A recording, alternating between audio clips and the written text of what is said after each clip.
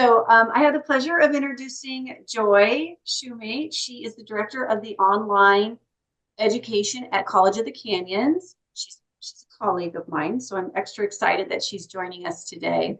She supports instructors' successful integration of technology into teaching and learning to promote student success, persistence, and completion in distance education courses. She also oversees the development and adoption of OER, and employing a team of current and former COC students that support faculty with everything from search and attributions to textbook creations.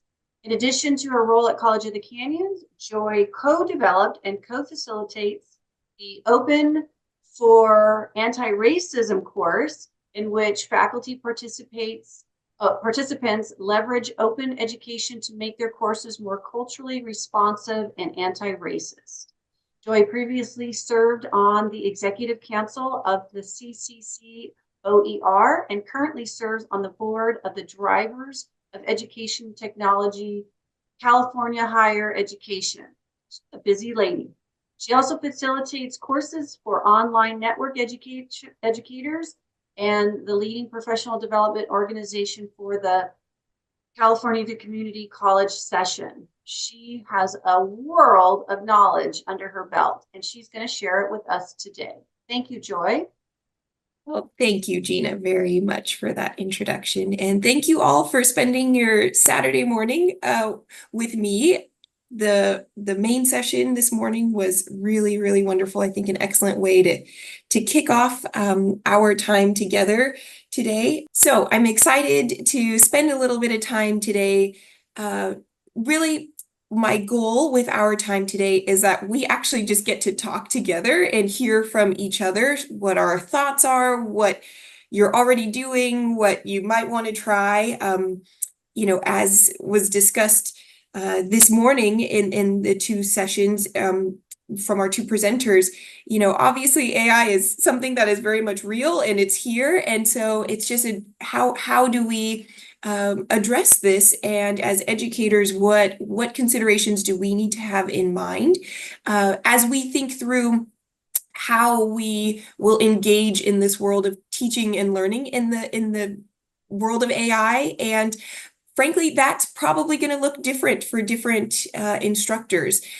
As Gina mentioned, I'm coming from a lens or sort of a perspective of higher education and community college, but certainly I hope you find this information helpful to guide your own policy development process. And also, there might be ways that you may feel this is applicable outside of the community college or higher ed setting. But I just did want to frame that that's sort of the lens I'm coming from.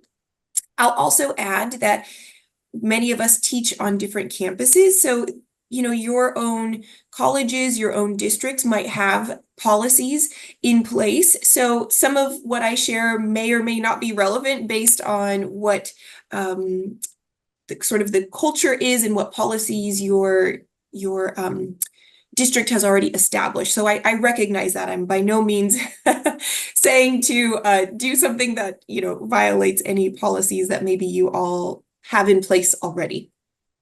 So we'll go on and get started here.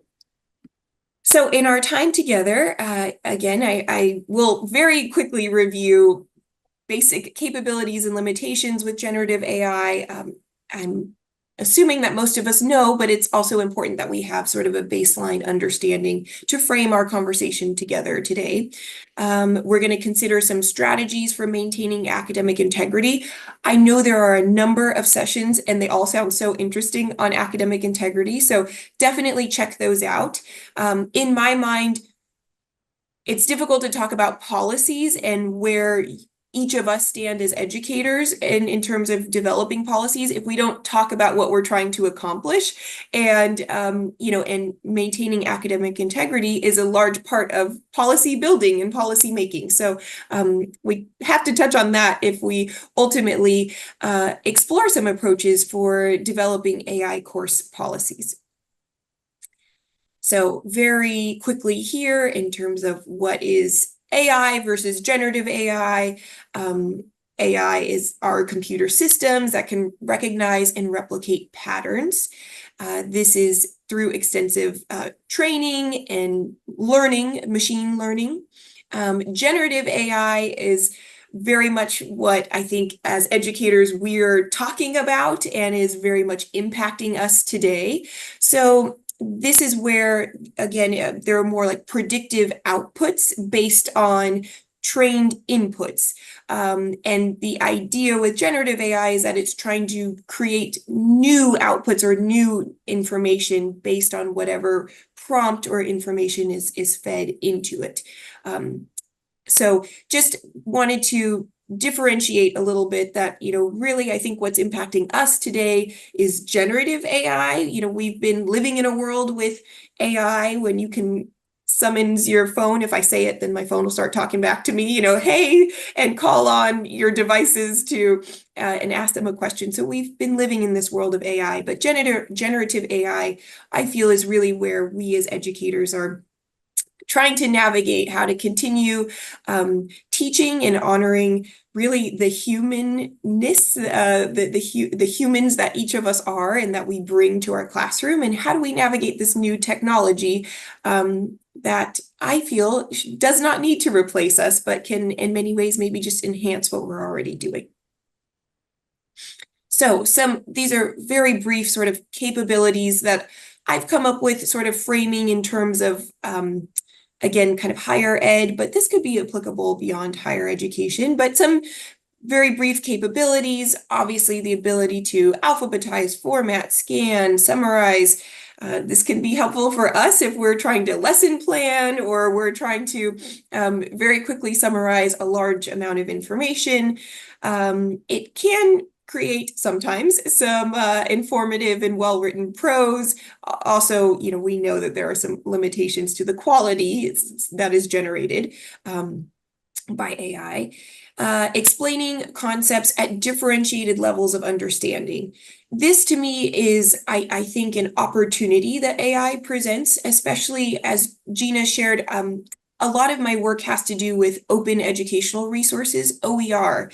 And so when we think about creating content, there's an opportunity to, and I've actually been learning and really been inspired by some educators who are using AI to help them.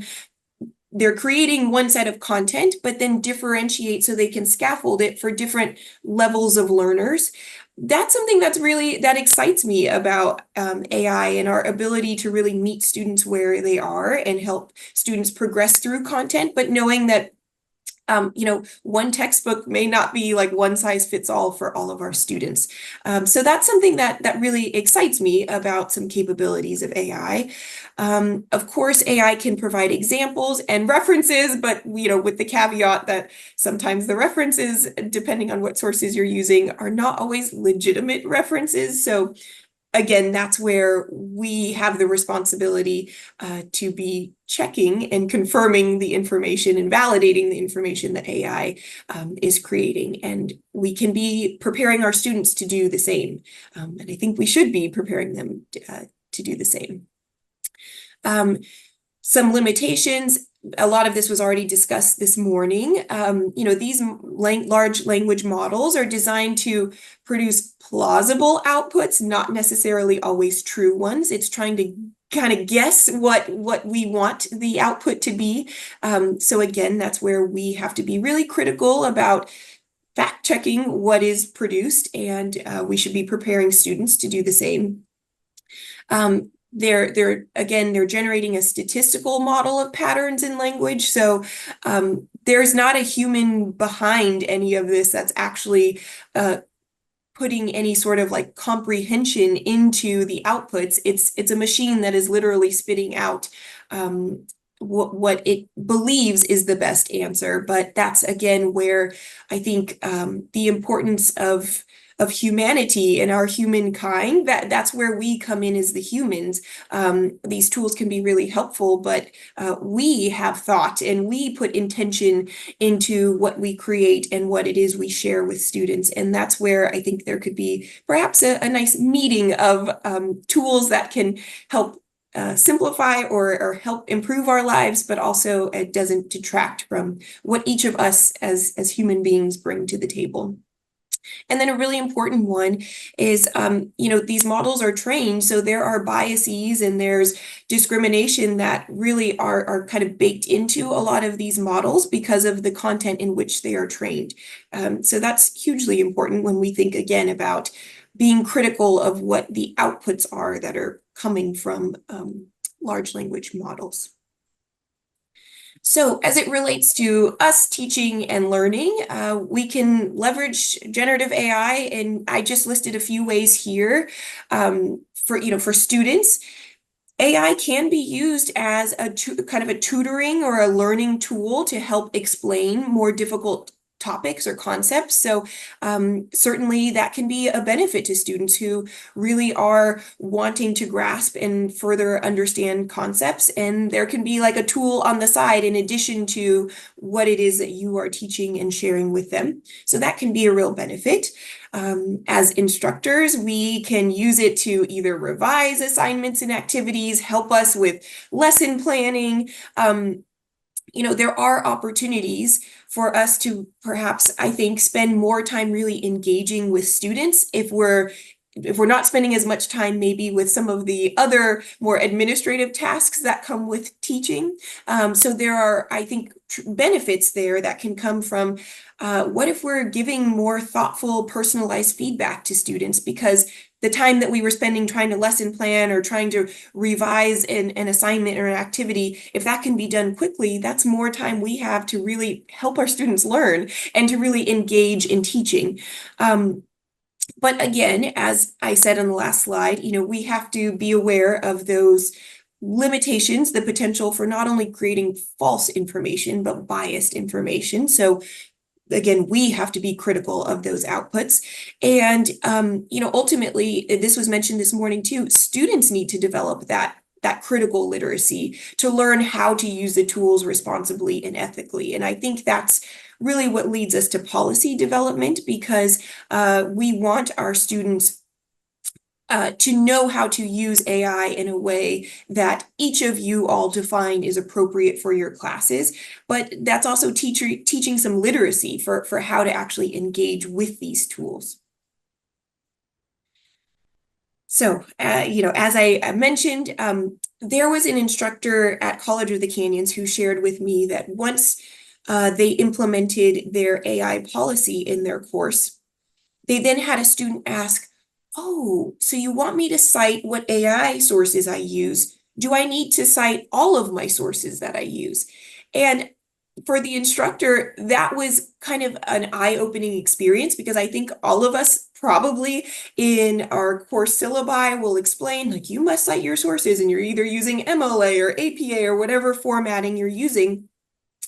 And we say that and we repeat that. So we sometimes, I think, assume that students just know that's the baseline, but it actually wasn't until this instructor implemented an AI policy that then it prompted a student to ask, well, what about other sources that aren't AI? And, the instructor was like, yes, of course, let's have this conversation. So, it ended up opening up a broader conversation about what does it mean to actually responsibly give credit and acknowledge the work of others and the work that we're using, that students are using when they are creating and generating their own work. So, citing sources might seem like a given, but it's not always a given for students who are learning to navigate higher education and maybe have not previously needed to cite their sources in that way. So as we think through what we ask of students as it relates to AI, we want them to also be sharing what it is they're using,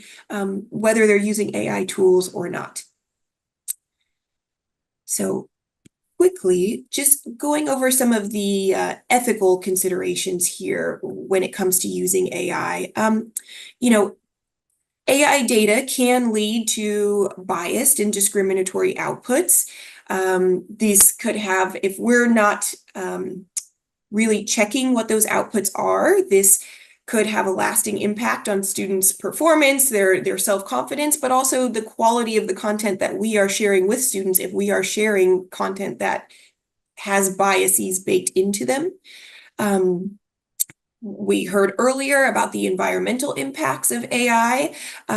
So through mining and energy consumption, waste, water, all of the resources, the natural resources that are required for sometimes just a very simple task that we might ask of AI.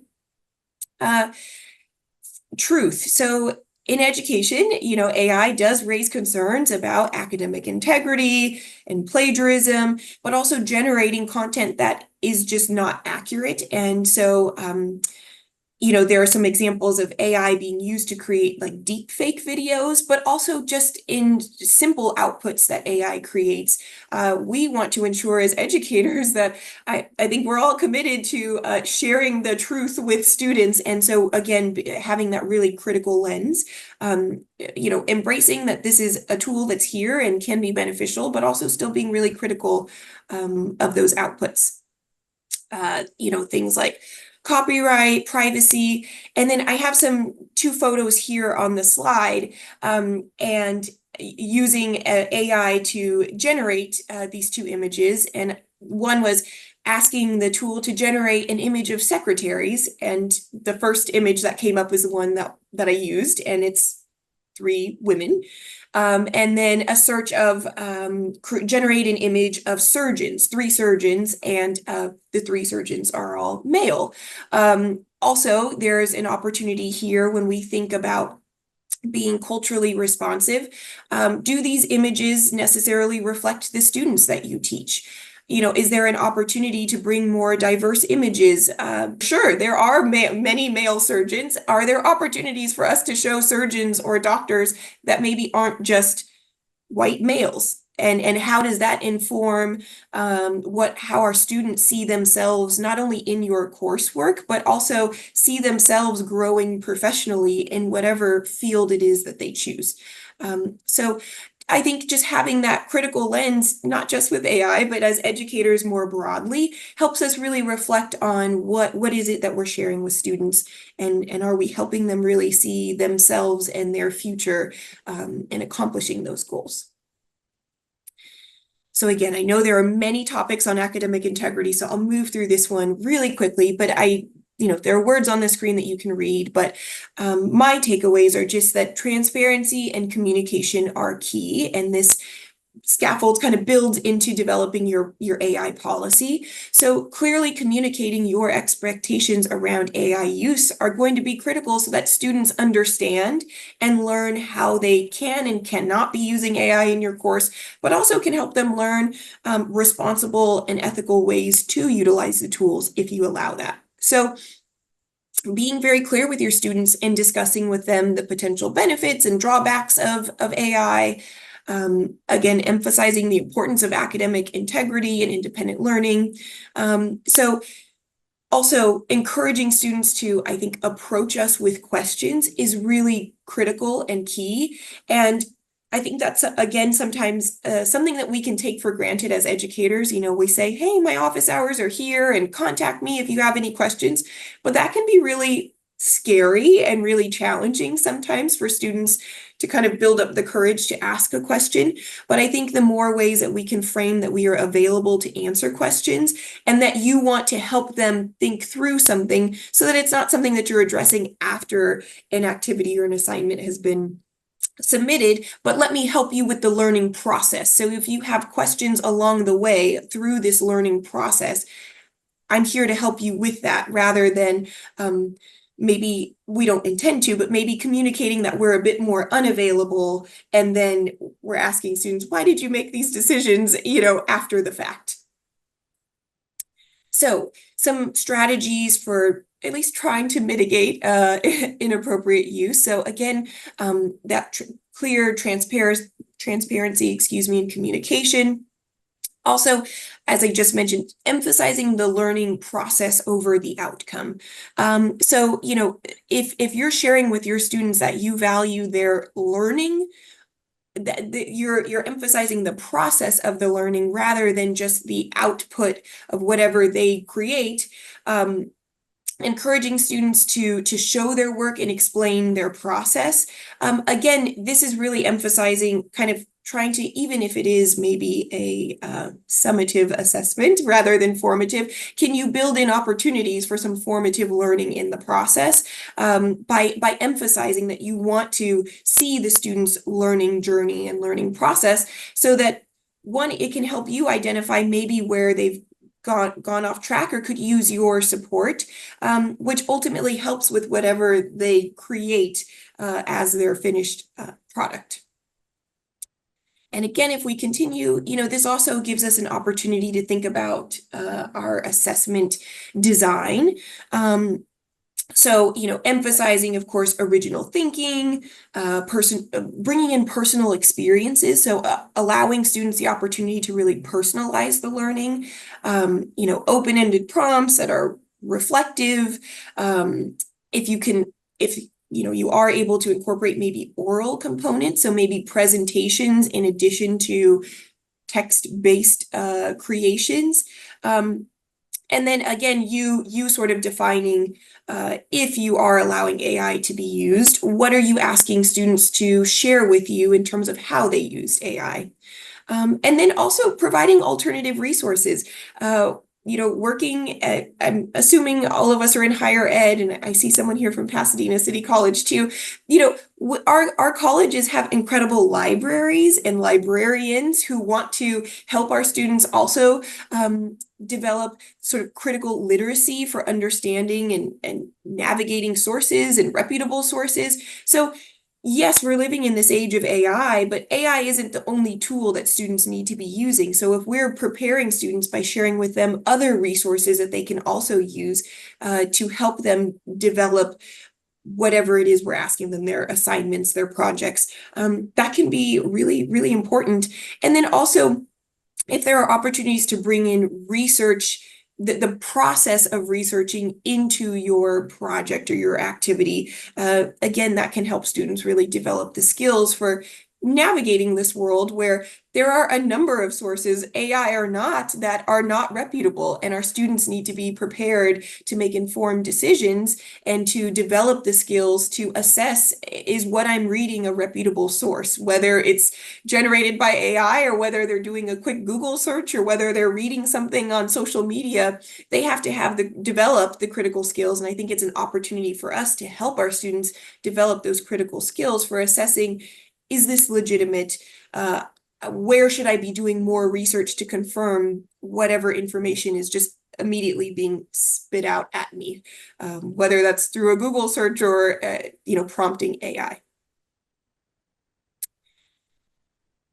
I've already talked about communicating expectations. For the sake of time, I'll move forward so that we have time to engage. But again, I had mentioned earlier, there are opportunities, I think, for us as educators where maybe we can engage in more actual teaching and feedback for students if we're able to maybe take some loads off of our plate in that way. But again, we'll talk about policies in just a moment.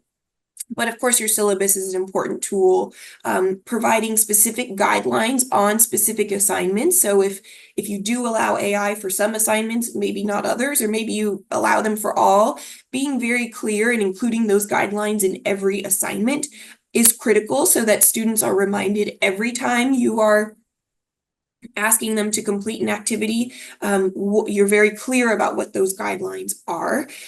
Because if we say it's in the syllabus and they're, 13 weeks into your course, they're probably not referencing the syllabus like they were at the very beginning of the course. So just having those very clear guidelines, again, just affirms that you're not only there alongside them and along the journey, but it just helps them make the best choices and decisions too. So I'm going to share some sample AI policy language with you, and then I'm going to share a resource. And really, I think the resource might be the best thing I could ever share with you. I'm no expert. We're all sort of crowdsourcing this and figuring this out together. So the first is just some sample. You don't have to embrace this or even like it. If you don't like it, you can throw it away, but just some sample language that instructors have used and that have been shared, with me about AI usage being allowed in a course. So This policy that this instructor has created says students can use AI or machine learning tools when noted for assignments in the course if it is properly documented and credited. And then they provide the example for how to do that. So for example, text generated using ChatGPT should include a citation such as, and they actually demonstrate what the citation should look like. And then there's also that call out box for students about critical evaluation. So be aware that the information derived from these tools often is inaccurate or incomplete. So students, you must critically evaluate the output of AI tools. So this is an example of, one set of policy language or verbiage that you are more than welcome to take and to use if maybe you will allow students to use AI for some or all of your activities in your course. The next one is AI use being conditional. So in this case, this instructor says students are allowed to use generative AI on assignments in this course if instructor permission is obtained in advance. Unless given permission to use those tools, each student is expected to complete each assignment without substantive assistance from others, including automated tools. So you'll see this is a little more restrictive than the last prompt, but this is what an instructor has shared and uses in their course. The next is like sample policy language for AI use not being allowed. So use of an AI generator is explicitly prohibited unless otherwise noted by the instructor. Additionally, be aware that information derived from these tools is often inaccurate and incomplete. All work submitted must be your own. So it's very interesting in the time I've spent trying to just collect these examples and look through samples of what other instructors have shared, both in the not allowed and the allowed policies. Both instructors acknowledge and share with students that we need to be critical of the outputs being inaccurate. So it's interesting, even though these two instructors have different approaches to allowing students to use AI or not, they're also sharing very similar information with their students, which is like, hey, you need to evaluate these outputs first. And then what I want to share with you here is a collection. I did not collect these. I cannot take credit. It's a Google Doc with a collection of policies shared from faculty from many different colleges and universities, mostly from the United States, but I think I've seen some that have been outside of the US.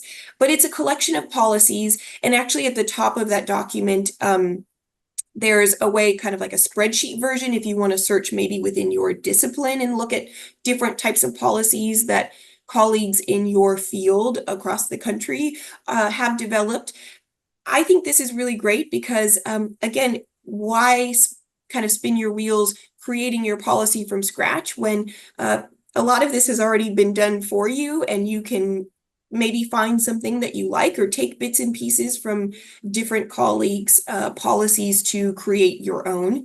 But the big takeaway here is just that we want to be clear with students. We want to ensure that we're communicating to them what our expectations are, but also that we're helping prepare them to be critical of their use of AI. So I really wanted to just give us some time to discuss and hear from any of you. What are your thoughts? Do you have an AI policy? Are you struggling to develop one? Hopefully the link that I shared is really helpful, because I know it's been helpful for me to sort of just see what other educators are doing and how they're approaching it. And also just to evaluate, maybe things are discipline specific. So it might be helpful for you if you're able to see colleagues across the country, some policies that they're developing in their own courses. So I'm going to pause here. I'll actually stop sharing so we can see each other a little better. And I'm happy to just open it up. You can post in the chat, or you can unmute if you feel comfortable.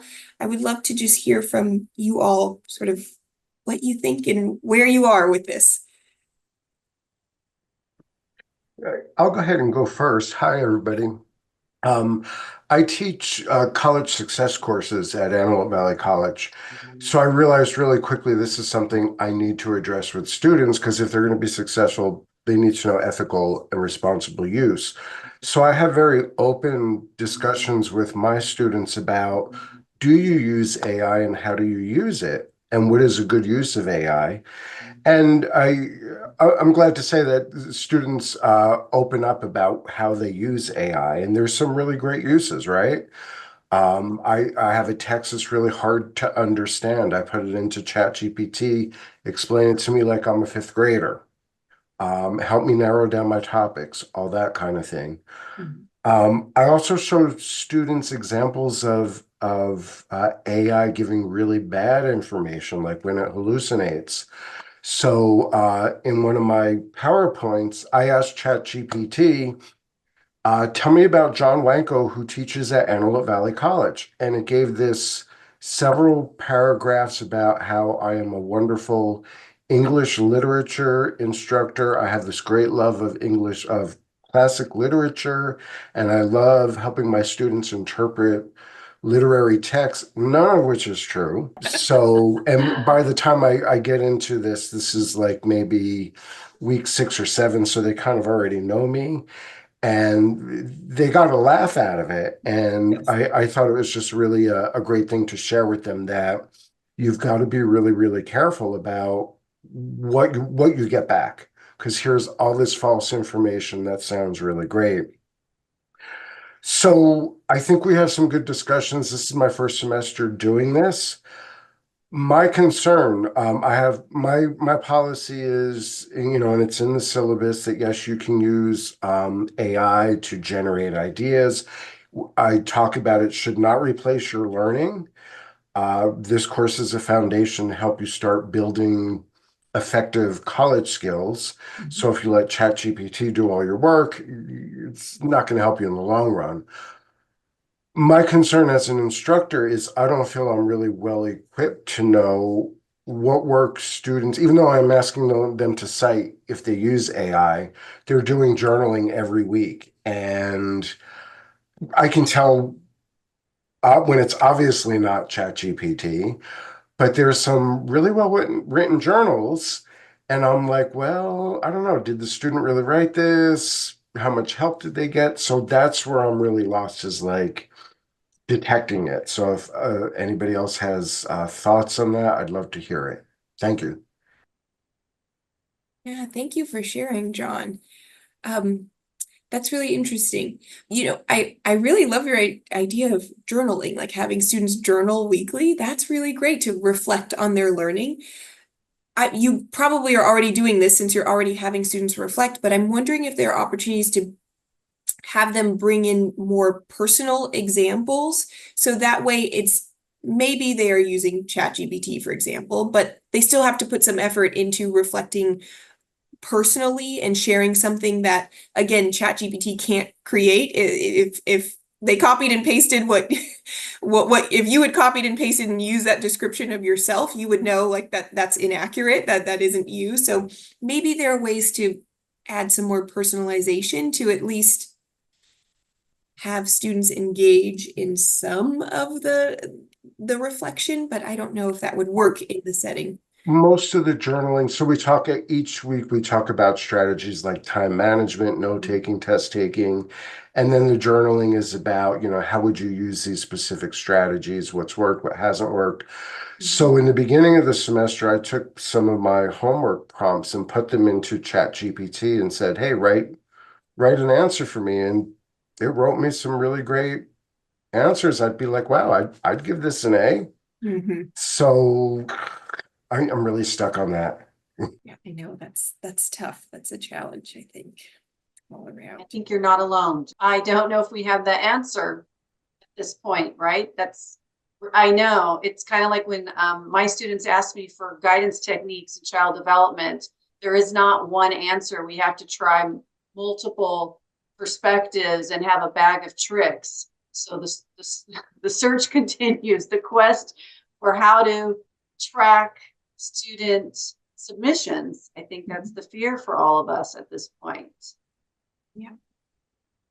And exactly, Gina, I don't think we have the solution. And there are some tools that maybe your campuses use for detection, and I will just warn that those are inaccurate too. And there are so many biases built in that, it's also not like a tool can fix or solve this either. So, I just want to add that in, that I really caution against using those sorts of tools.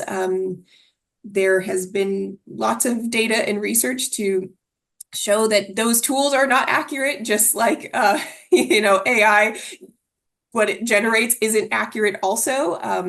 There are some biases against learners who English is not their first language. I mean, there's lots of data to support. So I just caution against, we also can't look to like one tool to fix it. I think it's just, as Gina was saying, we're trying to navigate this and sort of figure it out. But again, that's where I get stuck on like, how do I better emphasize the learning process rather than just the output that a student submits, and I think that's where I really struggle. Like, how do I emphasize that it's your learning that matters, frankly, more than the paper you turn into me? The paper doesn't matter, or the project doesn't matter. It's your learning that helped you produce this thing that matters. And that's where I'm with you, John. I'm still trying to like, how do I emphasize that? So it's tough. My one contribution might be, I always try to allow students to share. For example, I make it okay that they reference something. So a few years ago, I noticed that there were these just beautiful statements, and they just sounded so textbook. And so I recognized that students were copying and pasting and not citing. And so now I've embedded that part. Go ahead, find a statement or a passage that is relevant, that you really connect to, that is your aha, and cite that, and then tell me that. But then the second part is now share your perspective. Why did that mean something to you? Yes. And that has kind of helped give permission to use outside resources, and yet I'm still like wanting them to show the learning, the application. How can you apply this? And that's helped a little bit to just for me to differentiate, right? That wow, that was quite the statement there. Are those your words? Did you write that? Instead of me having to go that route. Just to allow it, as long as they cite it. That's great. Thank you for sharing, Gina. And I see in the chat, I was just going to respond to a vet who shared, I agree, I've added making responses pertain to something discussed in class that is pretty specific, but it definitely has made it a challenge, especially for online classes. So thank you. Yes, thank you for that contribution, vet. And Gina, I really appreciate you sharing how you've embraced, because we do want, right? I think I would think that we all want students to use like reputable sources. We want them to, I would love for students to say, well, I was perusing our library databases and stumbled upon this really impactful quote that, like, wonderful, great, you're using reputable sources. That's amazing. So thank you, Gina, for sharing how you've embraced that to say like, no, this is a good thing. It's good that you're doing your research. Just give credit to whomever that quote came from. And, I kind of look at like using AI in the same way, like just share what you've used. It's not depending on your policy, if you allow it, then it's not a bad thing that you've used it. I just share all that you have used. So thank you. I'd just like to say thank you. I'm Erin, I'm from Pasadena City College, and I teach computer science.